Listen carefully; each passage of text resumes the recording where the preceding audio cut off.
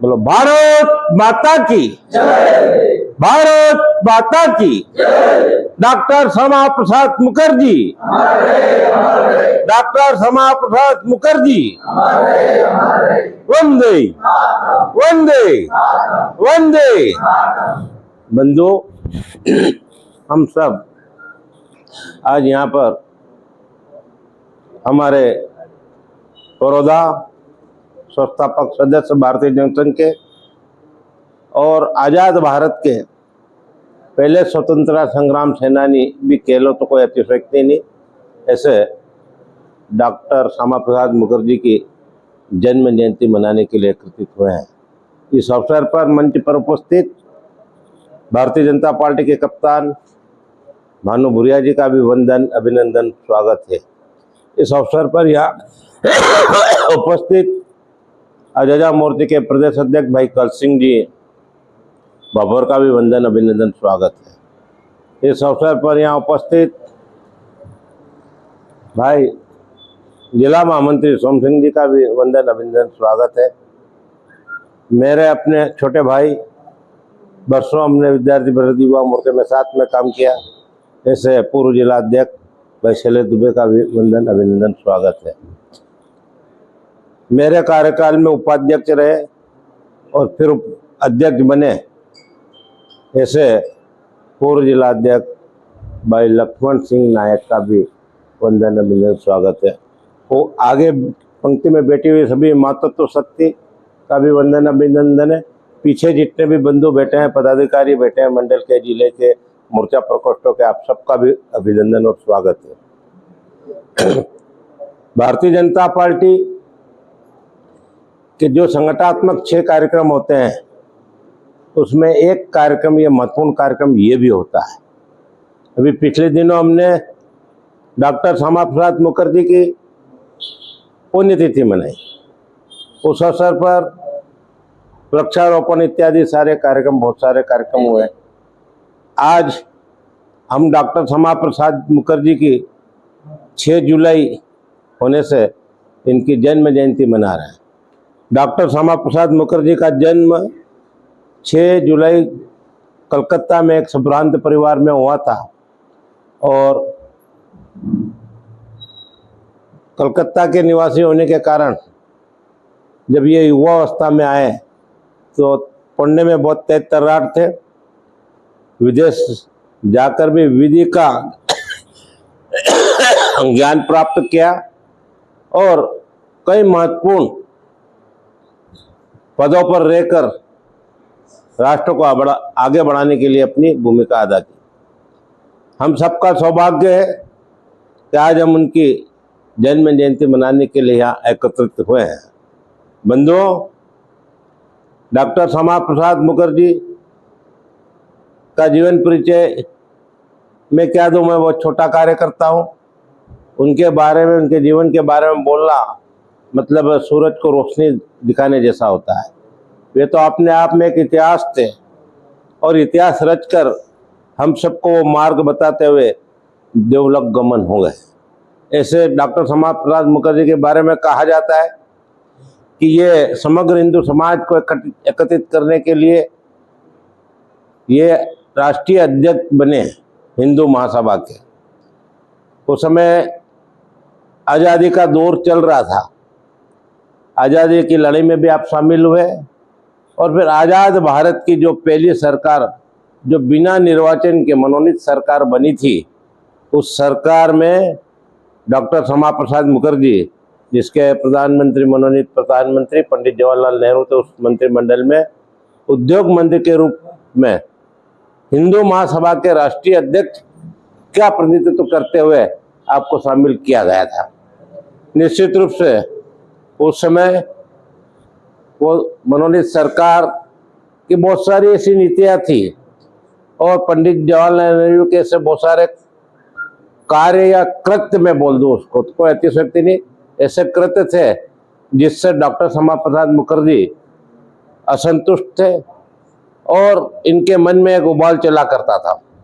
उस समय का दौर था, नई नई सरकार बनी थी, भारत की मनोनीत आज़ादी के बाद देश का विभाजन हो चुका था, भारत माता खंडित हो चुकी थी, एक भारत और शेष पाकिस्तान ऐसा करके राष्ट्र विभाजन हुआ और उस राष्ट्र विभाजन में भी इनने अपनी भूमिका तय की।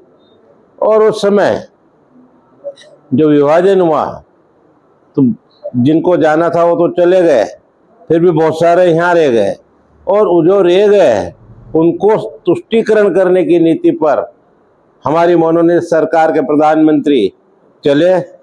तो उस समय डॉक्टर श्यामा प्रसाद मुखर्जी ने हाउस के अंदर और हाउस के बाहर जाकर उस नीति का बहुत कड़ा विरोध किया। कई बार पंडित जवाहरलाल नेहरू से डॉक्टर श्यामा प्रसाद मुखर्जी की झड़प भी हुई है। ऐसे सारे काम इनके माध्यम से हुए। फिर इनको लगा कि भाई हिंदुस्तान के अंदर, इस भारत के अंदर बहुसंख्य हिंदू समाज है और तुष्टीकरण के चलते ये हिंदुस्तान का भला नहीं कर पाएगी ये सरकार। और जब इनके मन में विचार आया हो कि एक राष्ट्रवादी हिंदूवादी विचारों वाली सरकार बनना चाहिए, और बनना चाहिए उसके साथ साथ उसका गठन भी होना चाहिए, और ऐसा विचार करके डॉक्टर श्यामा प्रसाद मुखर्जी ने उस समय उस सरकार को त्यागा, सरकार से बाहर आए, और बाहर आने के बाद आपने तय करा, तत्कालीन जो संघ के संचालक जी थे उनसे आपने भेंट करी और उनसे अपने विचारों को अभिव्यक्त करते हुए बताया कि मैं एक देश में ऐसी सरकार चाहता हूं जो सदन के अंदर और सदन के बाहर तुष्टीकरण नीति के विरुद्ध हिंदूवादी नीति वाली संगठन, हिंदूवाद, हिंदू संस्कृति और राष्ट्रवाद सनातन धर्म की नीतियों पर चलने वाला एक दल हो, और मैं उसका गठन करना चाहता हूं। इस बात को सुनकर तत्कालीन सरसंघचालक जी ने उनसे इन्होंने निवेदन किया था कि कुछ आपके चुनिंदा समर्पित कार्यकर्ता मुझे बनाना, मुझे एक ऐसा दल बनाना है जनसंघ, तो उसके लिए मुझे आप दीजिए। भैया बाद में बात कर लेना यार, मंच वाले तुम आदत कर दो तो सामने वाले भी फिर बात करता है। बहुत समय है ना, बाद में बात करो ना यार, ये कार्यक्रम हो रहा है कि मजाक हो रही है? हाँ, यही चालू हो गए। तो ये सब हुआ, तो उस समय नए जनसंघ की स्थापना का दौर चला, और मुझे ध्यान में आता है, आपको मालूम है भारतीय जनसंघ की स्थापना कब हुई थी? सामने बैठे जिले के पदाधिकारी, मंडल के पदाधिकारी, मोर्चा प्रकोष्ठ महिला प्रतिनिधि में जानते हो कब हुई थी भारतीय जनसंघ की? 21 पता तो होना चाहिए, इसलिए कब आए? जनसंघ की स्थापना कब हुई थी? अरे बोलो तो सही यार, सब तुम समर्पित कार्यकर्ता हो, नेतृत्ववान कार्यकर्ता हो, तो अपने दल के पहली बार स्थापना कब हुई ये तारीख नहीं मालूम है अपने को? है 21 अक्टूबर के 21 जून ये बोले थे अभी, एक अक्टूबर में 1951 को भारतीय जनसंघ की स्थापना का काल प्रारंभ हुआ, और उसके प्रथम अध्यक्ष डॉक्टर श्यामा प्रसाद मुखर्जी बने, और उसके बाद निरंतर जनसंघ का विस्तार का कार्यक्रम चला। आपके साथ उस समय पंडित दीनदयाल उपाध्याय डॉक्टर श्यामा प्रसाद के टोली में शामिल थे, फिर बलराज माधोक, डूंगरा जी जम्मू एंड कश्मीर से, विजय मल्होत्रा जी, ऐसे चुनिंदा लोग उसमें शामिल संघ ने दिए, और फिर जनसंघ की स्थापना के बाद जनसंघ का दौर चालू हुआ। उस समय एक बड़ी विडंबना थी आजाद भारत में कि पूरा भारत एक शासन, एक नीति और एक सरकार के माध्यम से चल रहा था, एक झंडे के नीचे चल रहा था। परंतु हमारा दुर्भाग्य था कि तुष्टीकरण की नीति के चलते उस समय पंडित जवाहरलाल नेहरू ने जम्मू एंड कश्मीर का जो शेष टुकड़ा था हमारा, उसको स्पेशल स्टेटस दिया, और वहां पर संपूर्ण भारत का एक प्रधानमंत्री, तो वहां पर अलग प्रधानमंत्री, संपूर्ण भारत का एक संविधान, तो वहां पर से अलग संविधान, संपूर्ण भारत का एक विधान, तो वहां पे अलग विधान, और इस प्रकार हमारा सबका तिरंगा एक पर वहां का भी राष्ट्रीय ध्वज अलग।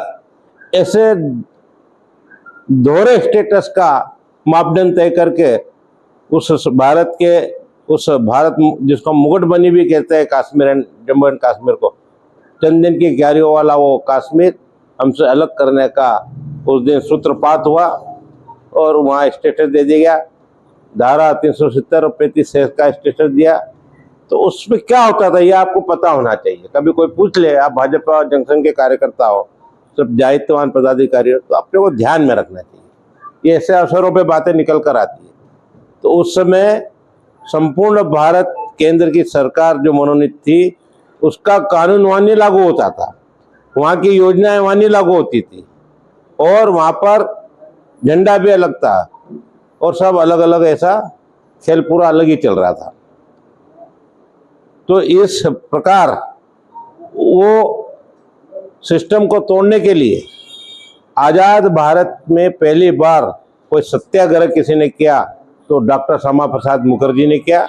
और इन्होंने एक नारा दिया कि एक देश में दो प्रधान, दो विधान, दो निशान नहीं चलेंगे, नहीं चलेंगे। क्योंकि उसमें हमको जो जम्मू एंड कश्मीर जाना था तो वहाँ पर हमको वीजा लेना पड़ता था। उस वीजा प्रथा को तोड़ने का यदि कोई ने दुस्साहस किया, प्रयास किया, तो डॉक्टर श्यामा प्रसाद मुखर्जी ने किया। और सत्याग्रह करते हुए इन्होंने घोषणा करी कि मैं इस वीजा प्रथा का और इस व्यवस्था का विरोध करूंगा और बिना वीजा लिए मैं वहां पर प्रवेश करूंगा। और उसका नारा लगाते हुए इनके साथ अटल जी थे युवावस्था में। और ये सब जम्मू एंड कश्मीर के पठानकोट के वहां से जो बॉर्डर प्रारंभ होती है वहां गए। जो अभी वहां के मुख्यमंत्री उमर अब्दुल्ला, उनके पिताजी के पिताजी शेख अब्दुल्ला ने उनको वहां पर वीजा प्रथा तोड़ने के आरोप में अरेस्ट करा और अरेस्ट करने के बाद उनको जेल में निरुद्ध कर दिया, डाल दिया। फिर यातनाओं का दौर चालू हुआ और फिर वहां पर डॉक्टर श्यामा प्रसाद मुखर्जी को कई प्रकार की यातनाएं थी, बीमार थे, दवाइयां नहीं थी, प्रॉपर इलाज नहीं हुआ। और हम सब के साथ ये दुर्भाग्य है कि ऐसे राष्ट्रीय अध्यक्ष, राष्ट्रवादी, प्रखर राष्ट्रवादी, हिंदूवादी उस नेता को असामयिक मृत्यु का काल का ग्रास बनना पड़ा। उनकी मृत्यु आज भी रहस्य बनी हुई है।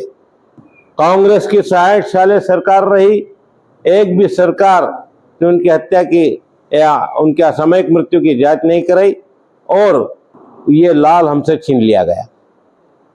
उसके बाद जंक्शन की बागडोर डॉक्टर श्यामा प्रसाद जी के हाथों से निकलकर फिर पंडित दीनदयाल जी के हाथ में और फिर विस्तार चालू हुआ। तो ऐसे कई प्रसंग है। अभी बहुत सारे वक्ता यहाँ बैठे हैं। अब प्रमुख वक्ता करके मेरे को बोल दिया कि पहले आप बोल लो, तो बोल रहा हूँ मैं। हाँ नहीं, आपका आदेश आया था ना, फिर तो मैं इसीलिए तैयारी करके आया। जिलाध्यक्ष जी का फोन आ गया था मेरे पास और मैं इनके लिए एक महत्वपूर्ण, मैं यात्रा पे था, उसको छोड़ के आया हूँ संगठन के उस कार्यक्रम के लिए। मैं यहाँ नहीं था, बहुत दूर था झाबुआ से, पर मैंने कहा मेरे हाथ में यार आपका आदेश हुआ है तो जरूर उस कार्यक्रम में आके शामिल होऊंगा। क्या तो इस प्रकार सत्याग्रह हुआ। और फिर हमारे डॉक्टर श्यामा प्रसाद मुखर्जी, इसलिए मैं बोलता हूँ कि आज़ाद भारत के पहले स्वतंत्रता संग्राम सेनानी कोई है तो हम फक्र से कहे पंडित श्यामा प्रसाद मुखर्जी हैं। उन्होंने आज़ाद भारत को फिर आज़ाद कराने के लिए, द्वीप प्रथा को मिटाने के लिए और वहाँ की जो व्यवस्थाएं थी उनको हटाने के लिए अपना बलिदान दिया। हमारे दोनों नेताओं का यही है। डॉक्टर श्यामा प्रसाद मुखर्जी भी संदिग्ध अवस्था में जेल के अंदर मृत पाए गए, तो हमारे पंडित दीनदयाल उपाध्याय जी संदिग्ध अवस्था में रेल के अंदर मृत पाए गए। दोनों नेताओं की आज तक जांच किसी भी सरकार ने नहीं की। अब तो हमारी सरकार है पर उसने भी नहीं की। आज उस रहस्य के पर्दे को अभी उन्होंने भी नहीं खोला है। ये एक विडंबना है हमारी कि हमारे दोनों लाल असंदिग्ध मृत्यु के कारक बने और हमसे छीन लिए गए। तो इस प्रकार का ये दौर चला है। और आज जो जनसंघ का स्वरूप दिखाई दे रहा है आपको कल्पना नहीं होगी। एक दौर था जनसंघ के नाम से कोई जुड़ता नहीं था। मैं झाबुआ जिले के संदर्भ में बात करूं तो यहाँ इन्हें गिने 3-4 परिवार थे जो अपने आप को जनसंघ के बोलते थे। नाम याद इतिहास आपको ध्यान रहना चाहिए झाबुआ का भी। उसमें स्वर्गीय सोनलाल जी दानी, डॉक्टर अपने एडवोकेट राजमल जी राठौड़ और अपने बाबूलाल जी जैन पान वाले और नहीं लक्ष्मी चंद कहा है का वो बहुत बात का है, राणापुर से यहाँ आया। मैं पुराने नाम बता रहा हूँ जाऊँगा, ये तो बाद में आया, भाजपा से जुड़ा। तो उसमें अपने एक ये संघवी परिवार था, फौजमल जी संघवी, ये मुकेश का परिवार था ना वो, और समीर मल जी भंडारी वो जनसंघ के कोषाध्यक्ष रहे हैं। यहाँ पर यशवंत भंडारी आते हैं ना हमारे नेता, है कि नहीं अभी, उनके पिताजी, तो उनके पिताजी वो जनसंघ के कोषाध्यक्ष रहे। और हमारे राणापुर के प्रेम सिंह जी सोलंकी वो जनसंघ के वो रहे, उस समय पूरा संयुक्त जिला था। गजेंद्र सिंह जी रावत उदय करके वो जनसंघ के चुनाव भी लड़े वो, और भगवान दास जी चौहान वो भी चुनाव लड़े जनसंघ के बैनर से। नहीं अब तुम जबरदस्ती पाठक जी को डालोगे तो भारतीय जनता पार्टी में थे। तो इस प्रकार ये जो यहाँ के पुराने लोग उनके नाम बताए। एक सिंधी चाचा हुआ करते थे जो इंदौर से आते थे, कपड़ा का व्यवसाय करते थे, पुरुषोत्तम जी सिंधी। ये जनसंघ का अलग यहाँ जगाते थे। ये नगर का इतिहास और जिले का इतिहास बताया मैंने। यूँ तो पुराने और भी जनसंघी हैं, परमानंद जी सोलंकी थे, फिर वहाँ पे पुरोहित जी थे पेटलावद में, और ये कारवा चला। और उस समय बड़ी विडंबना थी। आज तो हरा भरा ये परिवार दिख रहा है, कुटुंब दिख रहा है अपना बीजेपी का। उस समय जनसंघ का नाम लेना भी अपराध हुआ करता था, जनसंघ का झंडा तोड़ना भी अपराध हुआ करता था। आपको आप सब भारतीय संस्कृति के पोषक लोग हैं, आपको पता हुआ ना हिरण्यकश्यप के राज में भगवान विष्णु का नाम लेना अपराध हुआ करता था और मृत्युदंड देना आता था जो उसका विष्णु का जाप करता था। ऐसे ही यहाँ पर संघ, जनसंघ, विद्यार्थी परिषद, बजरंग दल, विश्व हिंदू परिषद, जितने अनुसांगिक संगठन है हमारे संघ के, उनका नाम लेना अपराध हो। ऐसी विषम परिस्थितियों में इस जिले में भारतीय जनसंघ का काम चालू हुआ और यहाँ पर पहली बार भारतीय जनसंघ के रूप में हम एक सीट जीते हैं। आपको ये भी इतिहास ध्यान होना चाहिए, आज जन्म जयंती बना रहे इसलिए बता रहा हूँ। पहली बार हरिराजपुर में हमने जनसंघ घटक के रूप में भगवान दास जी चौहान विजय हुए और विधायक बनकर अलीराजपुर से भोपाल विधानसभा में पहुंचे। तो ये हमारा इतिहास है। और फिर यहाँ दौर चालू हुआ, धीरे धीरे कारवा बढ़ता गया, लोग जुड़ते गए और आज हम उस परिस्थिति में हैं कि हर कोई भारतीय जनता पार्टी से जुड़ना चाहता है, हर कोई भारतीय जनता पार्टी के संगठन से दायित्ववान बनकर नेतृत्व करना चाहता है।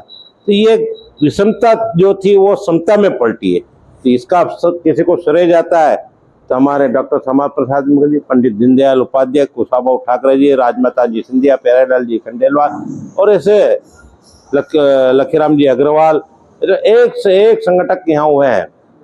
उनका दौर और उनकी मेहनत का ये परिणाम है। कुशाभाऊ ठाकरे जी ने बड़ी अपार मेहनत करी इस जिले में, प्यारेलाल जी ने अपार मेहनत करी, जब जाकर आज हम इस स्वरूप में यहाँ दिख रहे हैं। तो निश्चित रूप से डॉक्टर श्यामा प्रसाद मुखर्जी का जो जन्म जयंती मना रहे हैं तो हम सबको यहाँ से कुछ सीख कर जाना चाहिए। भैया बाद में बात करना, अभी इनको बोला मंच वालों को तो तुमने नहीं सुना था, तो मेरा ये जोर से बोलूं क्या? तो मेरा ये निवेदन है कि आज हम कुछ अच्छे संकल्प करके जाएं। एक वरिष्ठ नेता का जयंती मना रहे हैं तो उनने अपना पूरा जीवन समर्पित कर दिया, अपने प्राण न्यौछावर कर दिए संगठन के लिए। तो हम एक संकल्प जरूर ले लें। भानु जी, इनको संकल्प ये मैं दिलाना चाहता हूँ, आज से हम दायित्ववान कार्यकर्ता है, पदाधिकारी है, जिले के, मंडल के, नगर के, मोर्चा प्रकोष्ठों कहता, हम इतना एक संकल्प लें कि जिस समय पर भारतीय जनता पार्टी का संगठन जिला कार्यालय से जो निर्देश देता है कि 12 बजे तो 12 बजे, 11 बजे तो 11 बजे, उसके 5 मिनट पहले हम उस संगठन की बैठक को सुचारू रूप से संचालित करने के लिए अपनी उपस्थिति दर्ज कराएं। यदि ये संकल्प आपने जीवन में ले लिया तो आप सबका यह आना सार्थक होगा और डॉक्टर श्यामा प्रसाद मुखर्जी को श्रद्धांजलि देना और उनका पुण्य स्मरण करना आपके जीवन को सार्थक बनाएगा और आपके नेतृत्व को सार्थक बनाएगा, आपके व्यक्तित्व और कृतित्व को निखारेगा। तो ये संकल्प ले लोगे आप? चलो हाथ ऊंचे करो सब। आज हम संकल्प लेते हैं कि पंडित श्यामा प्रसाद मुखर्जी के जन्म जयंती के अवसर पर जब भी संगठनात्मक जो बैठ के आयोजन होंगे और जो समय हमें दिया जाएगा उसके 5 मिनट पूर्व उस स्थल पर पूर्व में पहुंचकर उस स्थल में हमारी उपस्थिति दर्ज कराएंगे। और ये व्रत और ये संकल्प हमारा आजीवन रहेगा जब तक आप भाजपा में हो। बोलो, खाची बोल रहे हो।